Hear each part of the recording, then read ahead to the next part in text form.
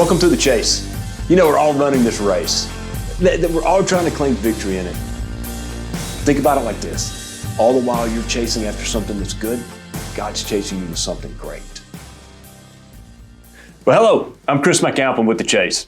And I hope that wherever you're going, whatever you're doing, that you're doing something cool, that you're building something great, that you're leaning in, that you're pushing hard.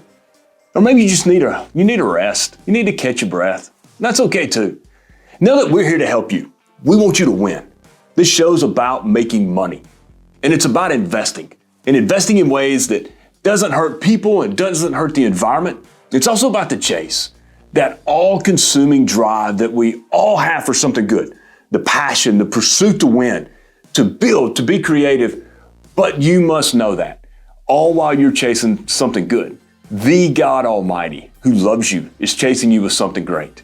It's God who gives you that passion, that drive, that desire to win. He's the ultimate winner, and He's chasing you with something awesome. And I know, when somebody says something like that, you hear a red flag. They start popping up all over the place. But please listen, we're here to educate. We're here to help people. We want to change lives. This is certainly not a ploy to use the Bible to sell people on becoming our clients. We look at the investment world through the lens of the Bible, which in our opinion, and I think I can make a very good argument for this, is the source of all truth. I'm an investment advisor. Our firm does financial planning, and we manage our clients' investment money for a fee. This is how we make a living. And we and our clients own some of the positions and use some of the methods that we discuss on this show. We're not giving personal investment advice. We can't do that on a podcast because we don't know you. And we don't know your personal goals, your needs, your financial situation. In fact, you shouldn't take any financial advice from a podcast. Education, sure, but not advice. I believe that you should seek investment advice on the securities and the strategies in regards that we discuss on this show to see how they best fit you. Hey, we'd be happy to do that. We want to get to know you, but this show is for educational purposes only. The show's content is our opinion, and it's not an invitation to buy or sell any of these investments. We want to teach you what we've learned through experience, trial, error, gains, losses, and yes, losses. It's not always a popular idea, but losses are a part of life, just like risk. Last but not least, we're not perfect. We're not guaranteeing you positive returns. Past returns, research data, index history, all of those tools that we may use on this show, they don't guarantee future results. Sorry, I can't guarantee the future. That's the Almighty's territory. But we're going to look at God's truths about money, and we're going to look at some excellent ideas. I'm glad you've joined us today, so welcome. Let's get on with the show. Founded in 2012 as an all-boys Christian school, Delta Streets Academy equips young men by providing Christ-centered, disciplined education. Delta Streets promotes the highest achievement in academics, a competitive athletic environment, and character development. The gospel of Jesus Christ is woven into all areas of the school, believing that glorifying God and serving Him is the foundation upon which all else is built. Delta Streets is becoming locally and regionally recognized as a school that provides the community with productive leaders. We encourage you to learn more about Delta Streets by going to deltastreetsacademy.org. Welcome to The Chase, everybody. My name is Joel Holden, again here with my good friend Chris McAlpin. How are you today, Chris? I am good, Jay. How are you doing, man? I'm good. I'm good. I thought we would tackle a topic that we deal with on a day-in, day-out basis, financial planning. I thought we'd talk about investments. We did that last time, remember? Okay. So we're going to do something a little bit different this time. So let's talk do... about baseball. You could get me to talk about baseball pretty easily right now. No, I could.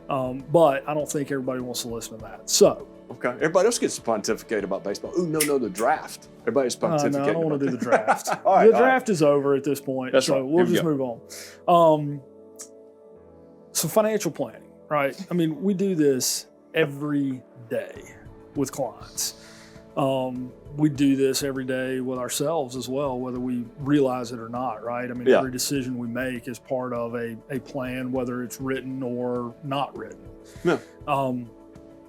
And, as I got to thinking about it as we were getting ready to talk about this, one of the things that kind of comes to my mind is it's financial planning is one of those terms that gets thrown around, but it's kind of loosely defined, right? I mean, there's not you could argue Depends there's a on who's definition. Okay, defining it. there's Yes. a definition out there that the Yes. CFP board has given, That's right? Which is really good. It's got some very practical steps that we walk through, but from an actual day-to-day standpoint, that's the kind of financial planning I want to talk about today, right? So how do you apply it? How do you I apply think- it? This is not the financial plan that ends up a paperweight on somebody's desk, a 3-ring binder, 3 inches thick. Yeah. I'm talking about the day-to-day, how do we actually apply this in our lives? Yes. I think we've made it too academic. Our industry is because there's some real deep academics that go behind it. Sure. I mean, you get into some real depth on insurance and investments and taxes and estate planning.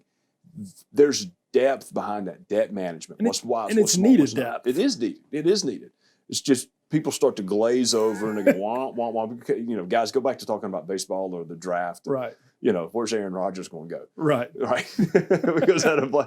But I think that the big challenge, Joel, is that most people, even in this conversation, want to start tuning us out. It's like, my goodness, that is horrible to sit here and have to listen to a podcast or a topic or a lecture on financial planning.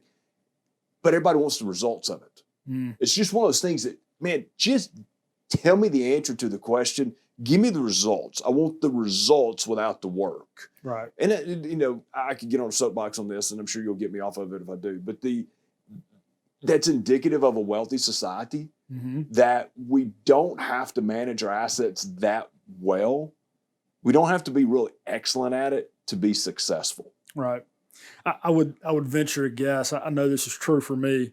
When I was in college, I lived for 2 weeks off of $5.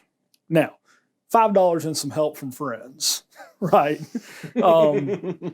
But I had made some miscalculations in my own personal budget, and found myself with $5 left to make it 2 weeks, which I've told you all the details of that story before. We won't get into that here. $1 but cheeseburger a day. yeah, exactly. You can do a lot on $5. You knew where if drinking try really Lincoln hard. was at night. You can do a lot with $5. But the point is, when you mentioned it's an indicative of a wealthy society, right? Yeah. When we're broke, we tend to do a little bit better job of paying attention to where our dollars are going. Yes. Versus when we have enough or even a surplus, that's where we tend to run into problems of not having a plan. Therefore, that is our plan. Right, right. I think, you know, we've talked about this topic. It's a book, or at least I got a working title of a book I want to write one day. But You want to write a book? Well, I can't write. I mean, I skipped school today. This is like your fourth one. Yeah, but they never get published. I can talk it better than I can write it, Joel. But you know, in Mississippi, being one of the most rural and one of the poorest states in the country, but we're still very wealthy. Sure. Globally, we're extremely wealthy. What we've learned in doing financial planning in the poorest state and richest country in the history of the world. Yeah. Because really and truly, I've seen a lot of great planners that could manage the economy in their own household. A lot of our clients have done an awesome job over their career, where they were great savers, they lived within their means well, they paid debt off, and they were okay investors. You know, they didn't. They certainly weren't some of the legends that we've talked about on the show before, and that was okay. A lot of our clients retired very well, very comfortably, well within their means, but very generous.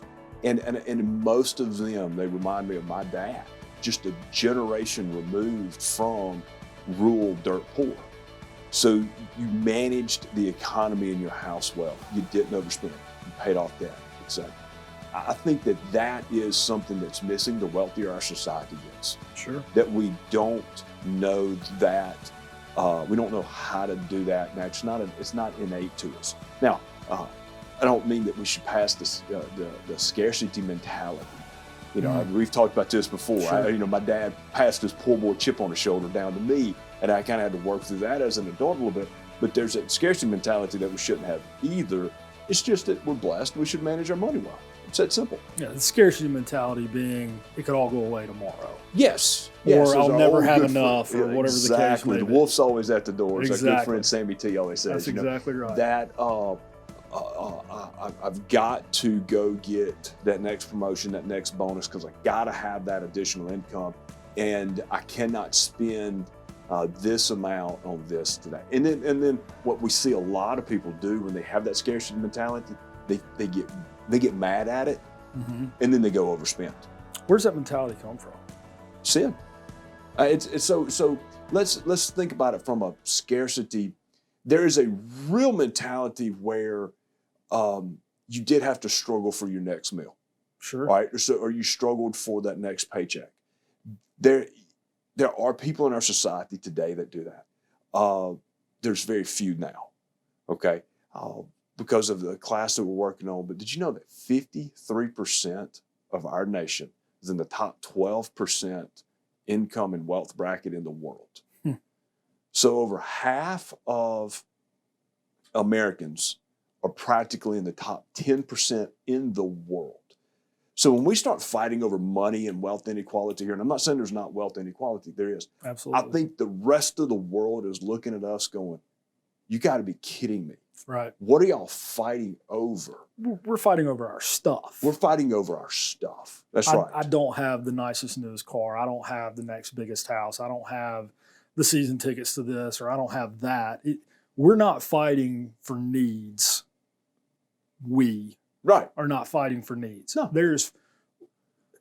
Even when I had $5, I never wondered where my next meal was really going to weren't come gonna from. Go hungry. I Right. did that in school one time too. I mean, I knew I was going to get breakfast, lunch, and dinner. Right. It may not be what I wanted, Yeah. but I knew there was a can of beans in the pantry. There was a pack of ramen Right. noodles that I could eat. Right. I was going to get nourishment. Right. You were not going hungry. I remember I have a similar story, and I remember I knew I could go home. Yeah. And I knew I could get home. I Yeah. was never really worried about it. Yeah. 20 years old and healthy. It wasn't a problem. Reminds me of a story. I bought my first house, and I remember talking to Sammy. And it was my first taste. You talk about that scarcity mentality. This is Yep. exactly what it Yeah. was. I built probably 3 or 4 spreadsheets, made a decision like I typically make a decision. Of course you did. Analyze it to death. Of course, I remember. I was there. Yeah. And I walked into Sammy's office, and I was like, you know what? I'm not going to do it. I can't do it. He goes, what do you mean? And I said, well, I just, the math is too tight. If something goes wrong, it's not going to work. And he goes, what do you mean if something goes wrong? What if something goes wrong? What are you going to do?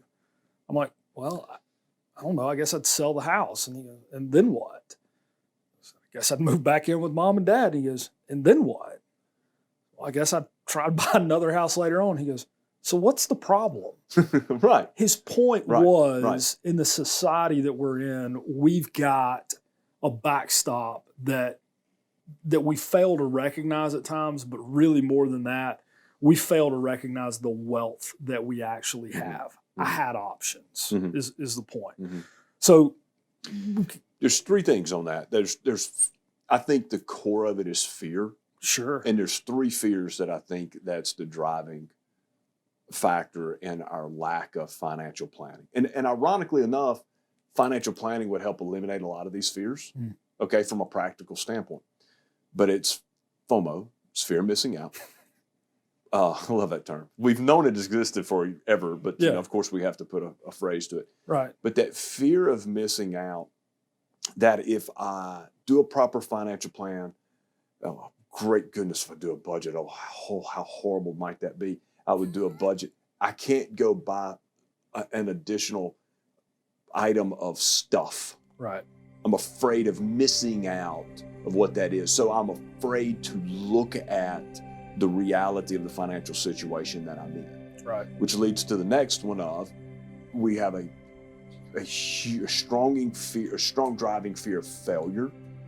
Okay, again, we will not honestly look at our situation. I've done this a number of times with, I can tell a couple of different stories around it, but when I sit down with somebody and do a budget, and it's more of a get out of debt, they're in some type of problem situation and we want to get out. A lot of times they write out their debts and slide that piece of paper out there and go, look, you can touch it, you can bang on it, you can It's not going to jump off the page and eat you.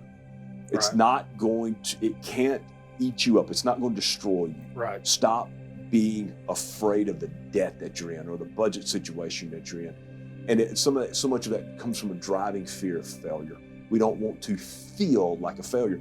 Problem is we'll end up just acting like a failure in reality. We just won't face reality. Right. Okay. And I think the last one's just a plain, flat out fear of loss. So what if I try and fail? What if I try and lose? Right. Well, you're failing to plan is planning to fail. And that old saying gets kind of trite, but that's really true. It is. That if you won't tackle the problem, if you won't face reality and tackle it, then you can't solve it. And I can't say this is true every single time, but most of the times that I've sat down with somebody and done a financial plan, there's a feeling of relief at the end.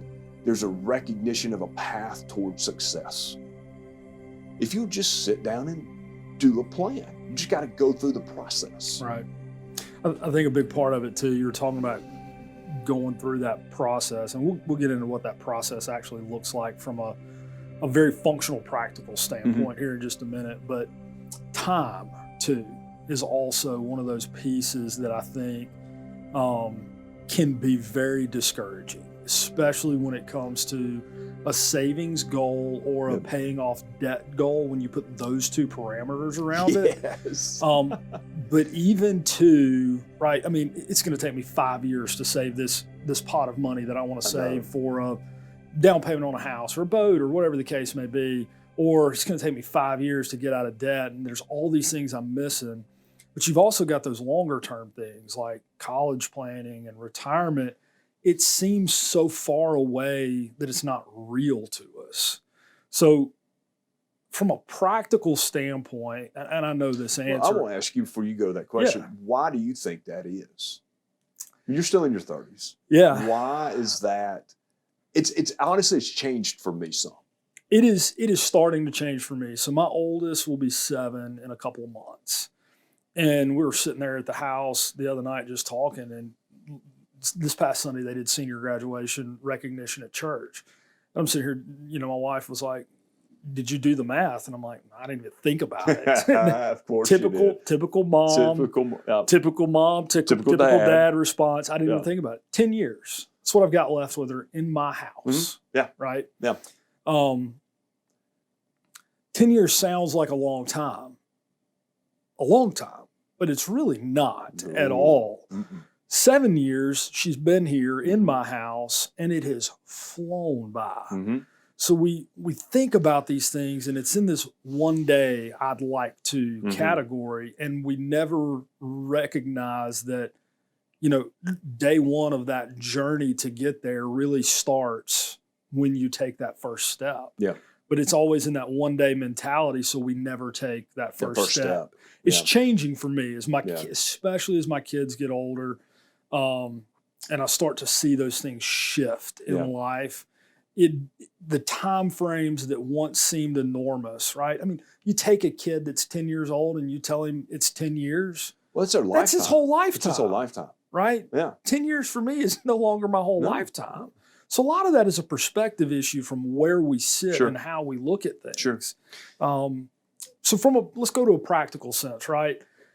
When we sit down with somebody, the way we go through a typical financial plan, and we can build out the big binder just as well as anybody else. And for some people, they need that. They need the estate planning. They need the insurance. They need all those things. But everybody needs some of it. They do. But if we're talking the day one person, they're going to take that first step towards whatever that is out there in the future for them.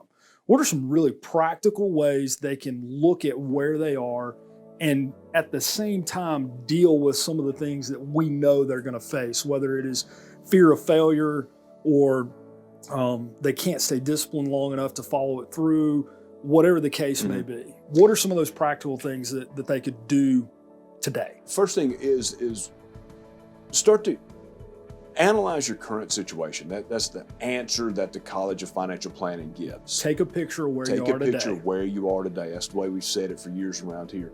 And what that means is write down, what is your income? Okay. most people like to think about it on a monthly basis. So Sure. that's fine. What is your monthly income? What are your monthly expenses? And if you have expenses that are broken down annually, you need to adjust for that. Okay. But what is your monthly income? What are your monthly expenses? What are your debts? Write them all down. And what are your opportunities? So are you going to get a sales commission, a bonus? Is your income clunky? You know, does it run up? Is it seasonal? Write that down. Get it on a piece of paper. And we think about it like this: what has God blessed you with? Just where are you sitting today? And the second piece, which is a close second to this, what are your goals? What do you want to accomplish? Yeah. Just what do you want to do? I think most people, you can find a ton of joy when you're looking into the future. What are you wanting to accomplish? Where are you going? As opposed to just sitting here and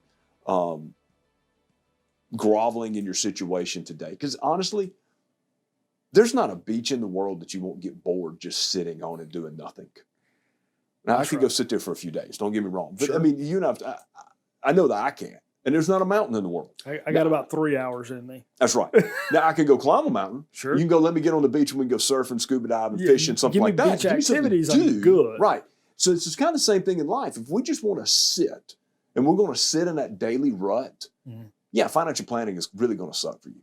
It's just, but if you got goals that you want to work towards, now you start talking about that time. Okay, it's 10 years. All right, just put it on a path and get on that path and get after it. Okay, so the first thing is analyze the situation that you're in. You know, income, expenses, debts, responsibilities, opportunities. Yep. And number two, a close second is, what are your goals? What do you want to accomplish? And that is, I'm going to summarize, that is what you meant earlier when you said manage the economy of your household well. Absolutely. Okay. Yeah. So practically speaking, we've got some steps we can take. We can label everything for what it is, whether it's income, debt, expenses, so on and so forth, and start prioritizing, hey, do these help me get to my goals? Which is why you need the goal aspect of it, right? Yeah. I always like to say, give every dollar a place. Tell it where it's going. Otherwise, it's going to find out where it wants to go. For me, that was eating out prior to me getting married. I don't like to cook. Yeah. I can, but my extent of cooking is usually hot dogs and pizza. And I would still think it counts. I would still be eating it today if I wasn't married. Thankfully, yeah, my but wife Totino's pizzas don't count, man. No, they don't. They don't. No. So thankfully, my wife's a good cook, so I don't have to do that anymore. Yeah. Let's talk, though, because to me, this is far more important than all the practical stuff, because you can do the right steps practically, but even that will fail you if you don't get this next piece right. And that is our view or our emotional attachment and beliefs around what money is and what it represents. Now, before you go. Okay. There's a whole class we're doing on this, right? We're going to go. I can't go to the whole class. You can't go to the whole class. Okay. Let's stay high level and just pick on some of the obvious ones, mainly so that when people are tackling this, they know what they're looking for. They can see what some of these warning signs and pitfalls are along the road. Okay, so keeping it high level. Keep it high level. It's kind of hard to do, buddy. I know. Because the main problem that we have, and this is a word that we don't identify with in our society today. And of course, we're all about identification these days. We got to name everything. Name everything, and if you don't like your identity, you can change it tomorrow. But the big problem that we have with our money is we make an idol out of it. Okay, that and when people say an idol, well, no, I don't go worship my money. No, but most of us fixate on it. We work real hard to get it, or we want the stuff money can buy. So it's either money, it's comfort, it's material, it's a status, it's an image. It is really gets into your self-worship, okay? Sure. And all of that you got to unpack, and you said I can't go too deep on it. But if you unpack that and if you really take a step back and you're honest with yourself, the reason that we have those fears that we discussed earlier, we're afraid of missing out. because somebody else has something that we want. I want what they have because that will make me happy. Okay? And if you think about it, we did it as kids. Somebody got a cool bike and you wanted a bike like that. Or somebody got a cool game and you wanted a game like that. Or somebody could play a sport that you wanted to play like they could play.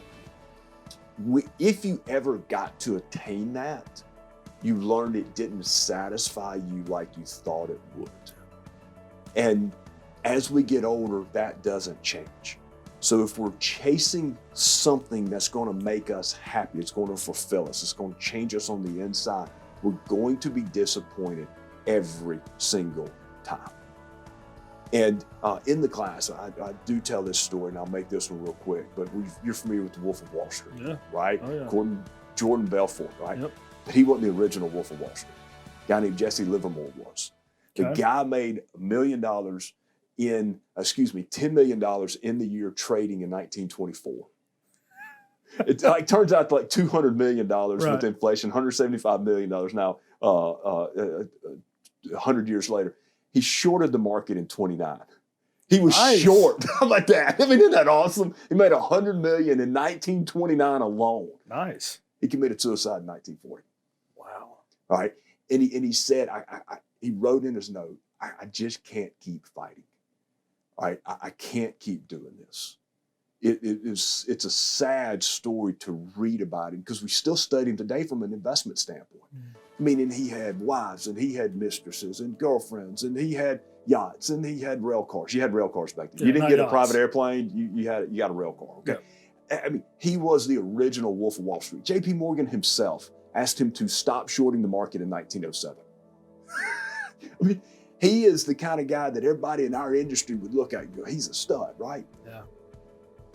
And yet he ended his life. He committed suicide because it didn't fulfill him. All right. King Solomon writes, and there's debate over whether King Solomon wrote it or not. We'll go with King Solomon. But Ecclesiastes, the book of Ecclesiastes, the whole book is about this. All right. The author's saying, I've done everything. All right. And if it's King Solomon as the author, he had more money than anybody listening to this show will ever have. Okay. He had more wives and girlfriends than anybody in this show will ever have. He had more palaces. He had a greater empire. He did things. He did it all. And he says at the end of it, it's all vapor. It's all vanity. It's all worthless. Only following God and trusting and obeying God is the only thing that's worthwhile in life. You go to Ecclesiastes 12. That he's the one guy in the history of the world that could write that book that said, I have done everything. There's not a drug I haven't tried. There's not a party I haven't been to. There's not an empire I haven't built. I've given it all away to poverty, and that didn't solve my inner need for fulfillment either. Okay, so you told me not to go deep, but when we get into money, the first problem that we really do have to solve is what's going on inside of us? Even when you asked the question earlier, whether you're poor and you have that scarcity mentality, or you're filthy rich and you're not fulfilled by money, we're all still dealing with the same heart issue. No. All right. Give me higher level now. No, you're good. You're good. You did a good job. Was that tight enough? It was. It was tight enough. I want to wrap up with this. We've talked around this topic a lot, right, of financial planning, and probably went a little bit different route than most people were expecting. The point of it, though, all comes back to this heart issue that you were talking about. It is important for us to have a plan, right? Yeah. That is part of our role as stewards of the resources that God has given us, right? So if he's given us X amount in our homes to manage on a monthly basis, we steward that resource well. Tithing, taking care of our needs, all of those types of things. The functional steps behind it, we overcomplicate at times. It's a conversation of, in your household, what is important to us as a family? And what do we want to accomplish? And do our dollars line up with that direction, right? Do we have enough time to talk a little bit about how?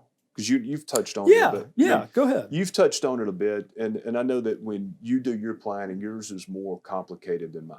And this is just a difference in our personalities. What are you trying to say? That you did spreadsheets to buy a house. I made an offer. So I made a good decision. You made a good decision. You do make good decisions. Yes, you do.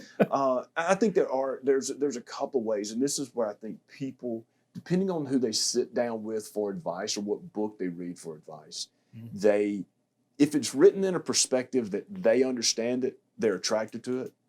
Yeah. If it's not written in a perspective that they understand, they're repelled and they never try it again. Fair. And I think that's a major mistake. That there is a financial plan for everyone. Mm-hmm. Now you and I would be opposites, but we know our wives. Mine has gotten less complicated. Yours over has the gotten years. less I've complicated. Had to simplify That's for because myself of a your little bride. bit. Susan has helped you She simplify. has helped me a lot. Mine, Christy, has helped me complex mine a little bit. It's amazing how that It's works. amazing how it works. That's right.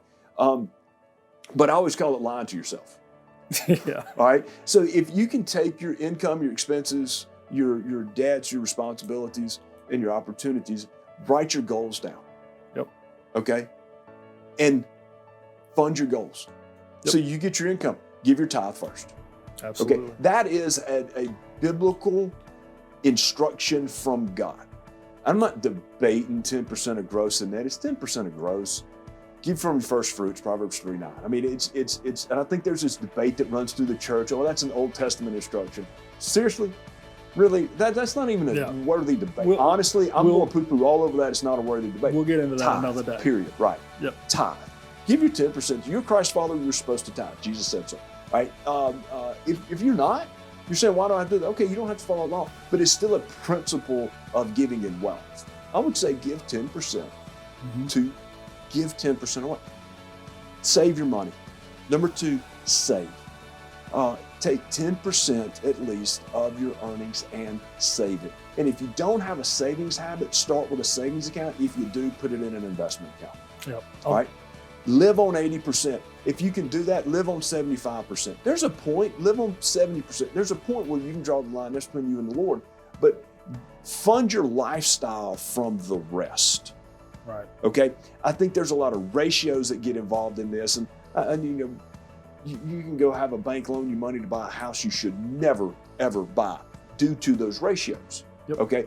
So, but if you're giving and you're saving, so I've always put it like this, tithe. If you're a Christian, you're supposed to tithe. If you're not a Christian, we need to have a different conversation. Number 2, pay yourself first, which I always like putting at number 2, so that you're saving some money.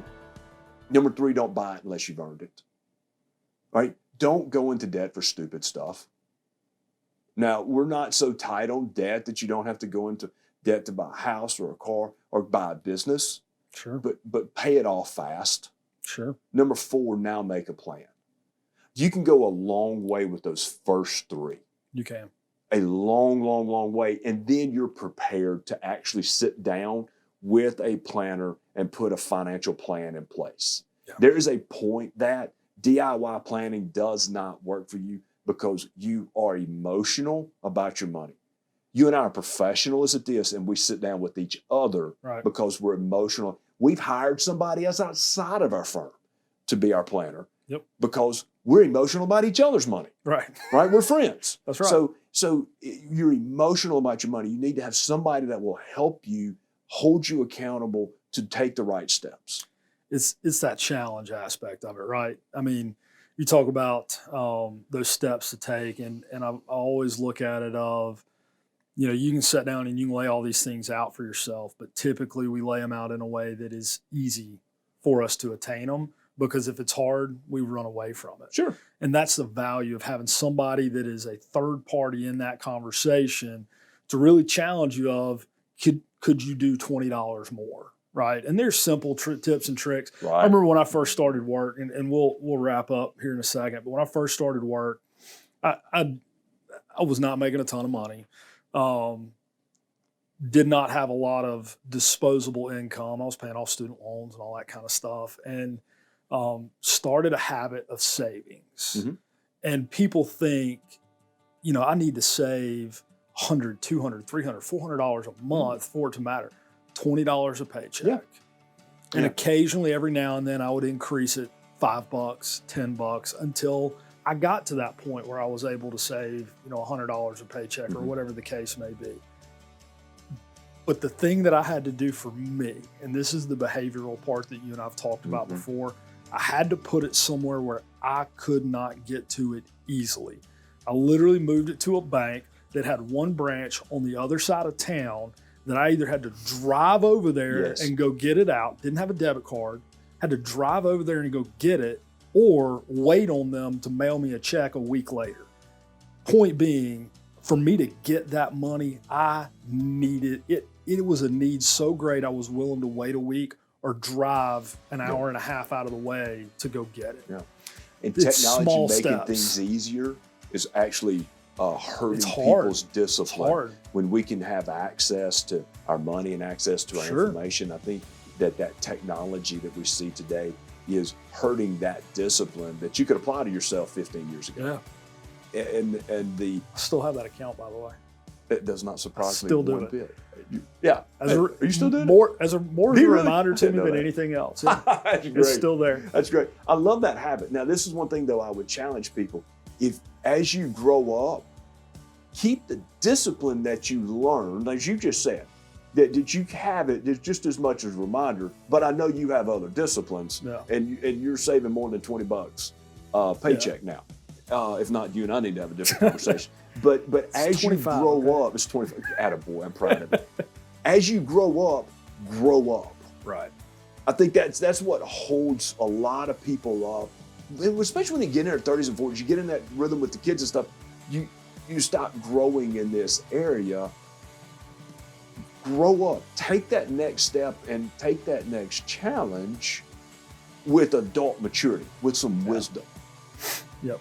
All right, so let's wrap up with this. A couple of things I want to leave y'all with. One, take the first step. As Chris just said, it can seem daunting, it can seem scary, but take that first step. But when you take that first step, pick your head up from the daily grind of life. A lot of times we approach each day with our head down and here's the things that we need to accomplish. And often we look no further than the weekend, so to speak. Look further down the road. Where are you going a year from now, 2 years, 5, 10? I'm not a huge fan of setting goals, and Chris will be the first one to tell you. You ask me what I'm doing in 5 years, I have no idea. I love goals. My wife and I were talking about it last night. She's like, you don't think past today, do you? I'm like, typically, no, I don't. But it's one of those things where I have to force myself to lift my head and look down the road. And I encourage you to do that same thing. Don't be afraid of this topic. If anything, embrace this topic for what it is, but embrace it through that lens of who you are as a believer and how God has created us to pursue Him. Don't fill that hole in your heart with things or stuff. Know the difference between the two when you go through this process. Thank y'all for listening and look forward to seeing you next time. Investment advisory services offered through Sound Financial Strategies Group, LLC, a registered investment advisor. Certain representatives of Sound Financial are also registered representatives offering securities through APW Capital, Inc., member FINRA, SIPC, at 100 Enterprise Drive, Suite 504, Rockaway, New Jersey, 07866, at 1-800-637-3211. Sound Financial and APW Capital are separate and unrelated companies.